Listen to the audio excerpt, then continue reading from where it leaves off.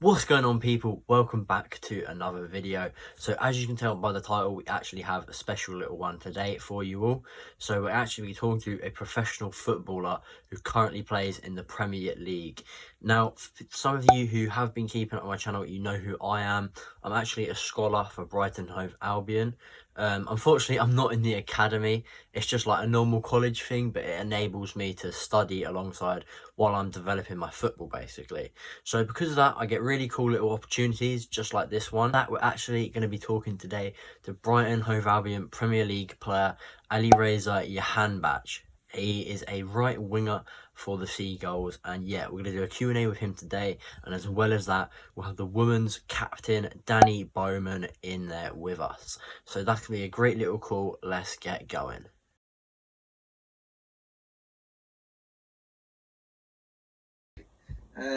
That's there for you that helped you to be a professional footballer? Yeah, obviously, there are a lot of stuff that just like in every person is different. And for me, well, I've tried different sports, and the main thing has always been like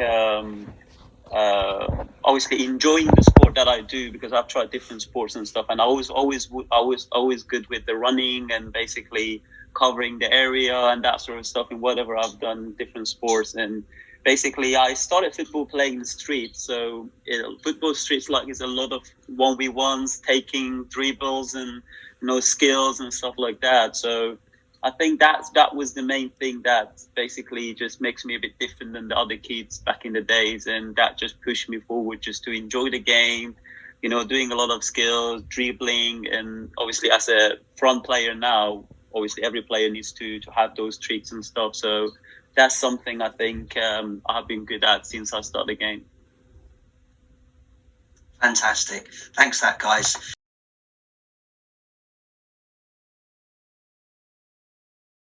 Well, I suppose probably similar to you. I used to every day go out and play football just with my brother down the park.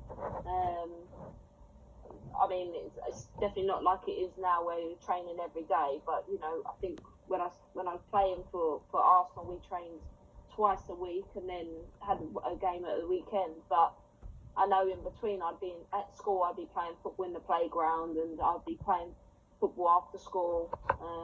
And if it wasn't on, then me and my brother would be down the park. So yeah, I think every day I pretty much was playing football, which is why I love it, really. Pretty much what we all still do every day, Danny. Yourself, Ali, when you were younger?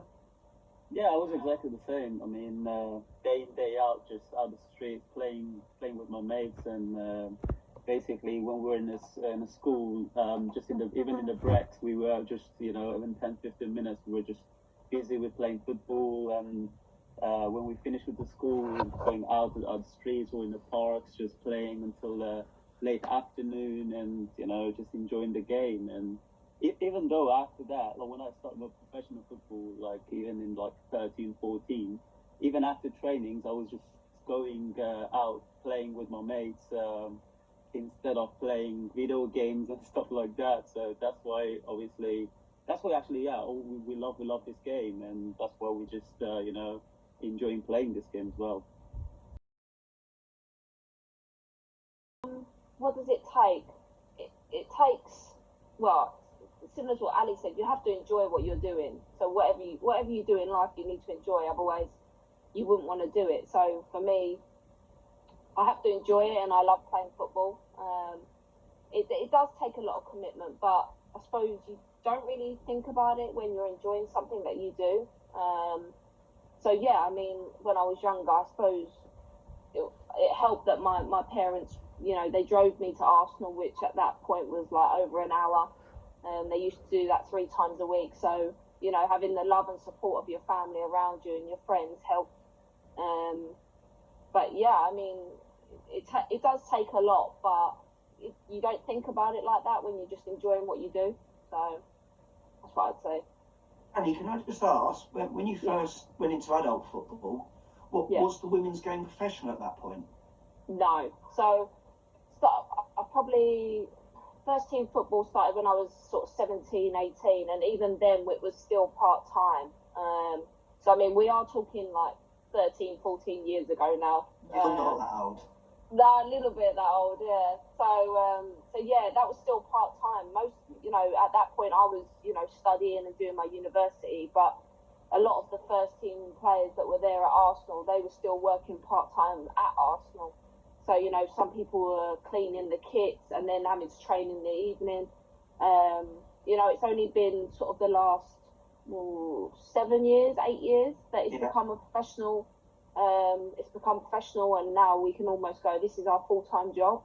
So up until then, it did take a lot of sacrifices because, for example, I'd be working 6 in the morning till sort of 3 in the afternoon, then I'd be in the car for an hour and a half round to Cobham at Cehlsea, train until 10 o'clock at night, and then have to do the same thing the next day. So it does take a lot of sacrifice, but at the end of the day, if you love what you do, you're going to do it no matter what. What about you, Ali? Not just sacrifices to be a footballer, but playing in a country, your home country, where perhaps football isn't the sort of national sport it is in this country. Well, for me it's the same. Just obviously enjoying the game, the support you get from your family, and the hard work and the ambitions and everything. Just helps you to obviously do what you're good at, and obviously enjoying what you're good at, which for me was football. And basically, every day, as a young kid, I always had a dream to play in highest levels and everything. But I've never put any pressure on myself that I have to be like this, I have to be like that. It was more of just enjoying it. Just obviously becoming a better player every day, training well, being professional and that sort of stuff. But I think in the younger age, the same age as these kids, obviously, is more about obviously enjoying the game and not thinking about anything else. But basically, when you make progress and when you just get older and older, there are a lot of other things like dedication, being away from family. Unmute.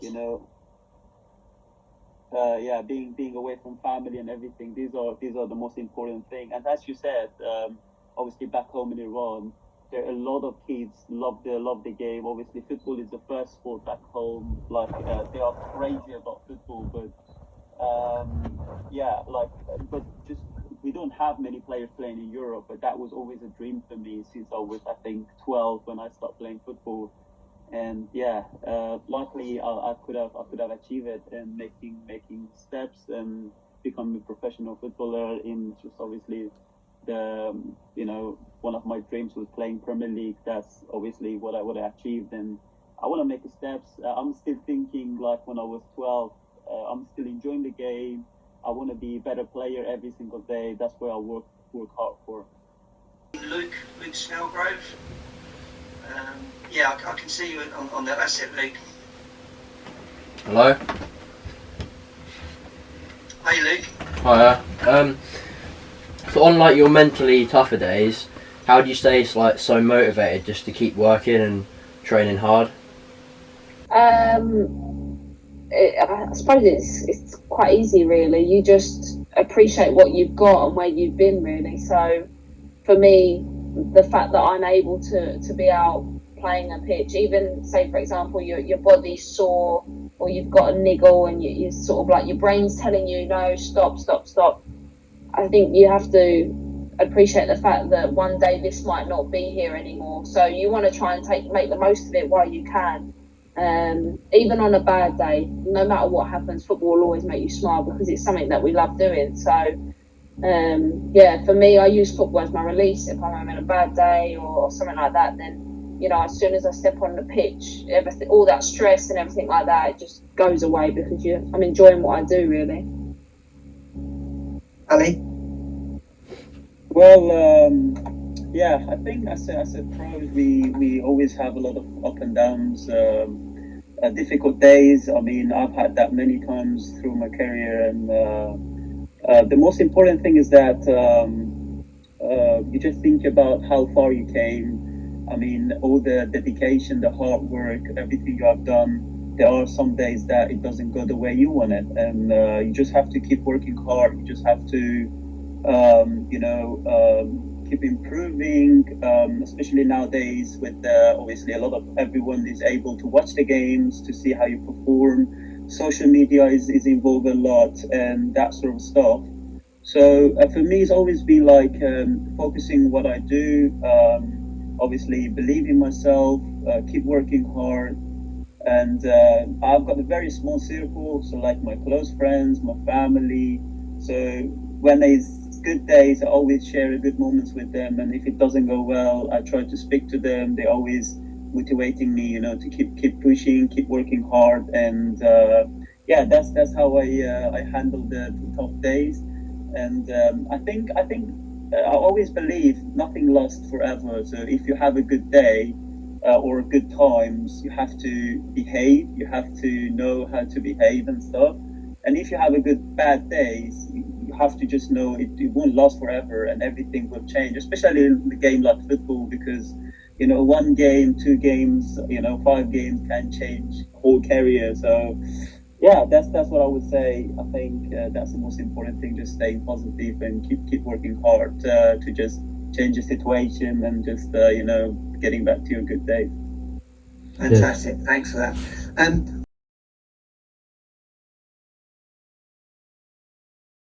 Of course, that's what I'm here for. So Liam was asking about, if I prompt you, Liam, about daily routine. Can you remember it now? Oh yeah. Where you go? Yeah. Do you want to ask you a question about daily routines? Oh no, thanks. Well, ours is slightly different now with the whole COVID world. So we now actually have breakfast at home, and then we travel in to the Amex. So we're based at the Amex. We'll do a pre-meeting, which will go through. Say, for example, we've got Bristol this weekend, so we'll do a 30-minute meeting on sort of how they play and how we're going to counteract that.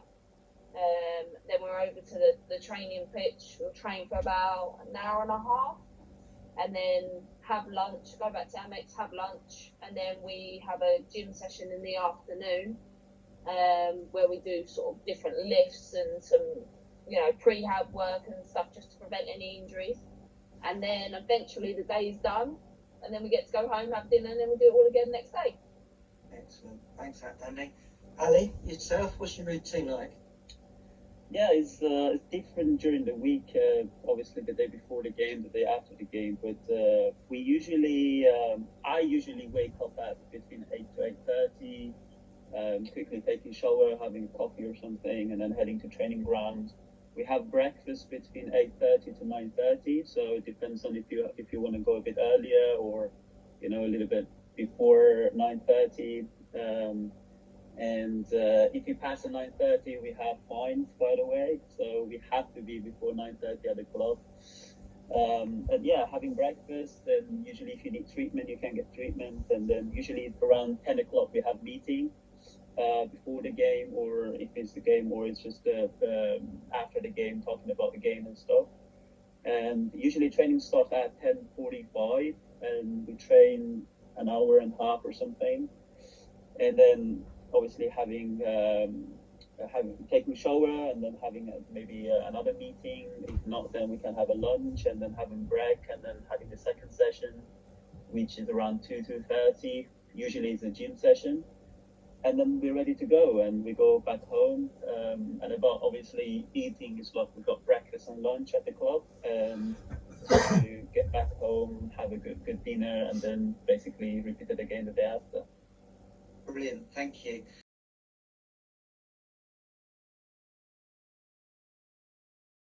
So we usually have pasta before the game, and that comes with a lot of vegetables. We have usually chicken because we need a lot of carbs before the game to prepare for the game. But it's different players. Some players go for pasta, some players go for rice. And we have some tomato or avocado toast on the side, and then we always have energy drink before the game, and yeah, that sort of stuff. And my favorite food is Persian food. Obviously, it's my favorite, and yeah, that's what I usually have actually. Okay, fantastic. Danny, similar pre-match or? Yeah, so I mean, I tend to have 2 meals. Like, so even though if it's a short space, I still have 2 meals. So I tend to have poached eggs on toast, and then I'm very old school. I just have fish fingers with rice, or a fish finger sandwich, one of the two. But yeah, that's it really. I don't like all this fancy stuff. And then afterwards I'll eat whatever I want really. But I keep it quite boring, I guess, to an extent. But I suppose I guess my favourite food, I do like curries, but I do like doing barbecues as well. So yeah, that's probably way up between the two. Depends on what time of the year it is. So we're talking.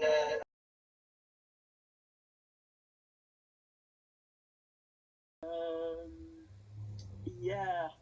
There are some things that I do usually before the game. Stuff like I have to put my right shin pad first, and then left one. I got flag of my country and my family name on my shin pad. I always have to kiss it before. Just gives me that good feeling. I always pray before the game to a little bit cool down, concentrate, more focus and stuff. That's always me. I always step in the pitch with my right foot. And one other thing is I always, this is something very traditional back home. We always just touch the ground and kiss it because we believe this ground that we step in, we have to respect it. So when you go in as a respect, you just touch it, kiss it, and just make sure that you respect the pitch. And basically, you're hoping that you're not getting any injury or anything, and you come out of the pitch healthy, and this sort of stuff. And I have to talk with my mom before every single game. So right before I go to dressing room, I call her, just so extra boss feeling, the extra motivation. And yeah, that's what I usually do, and it's always been there for me last, I think, 10 years. Wow. Okay, so there's quite a bit there then. I think some of those nests we might have seen on our television screen when Ali's gone onto the pitch and things like that. But there's other ones there that we don't get to see, perhaps in the changing room. So thank you for sharing, Ali. Danny, what about you? Have you got a long list like that, or is it just one or two? No, mine's not as long, but I'll always go into a changing room and I'll line all my boots up, my shin pads up, and have everything lined up on my seat, so I know where it is. And then I'll actually I'll put all my left sock on, my left shin pad on, my left boot on first, and then I'll do my right. So I'm a bit weird like that. Yeah, but that's it really. I used to have other ones, but then we lost that game, so it wasn't very superstitious after that. Yeah, I used to have a pair of lucky pants, but we eventually lost, so they don't.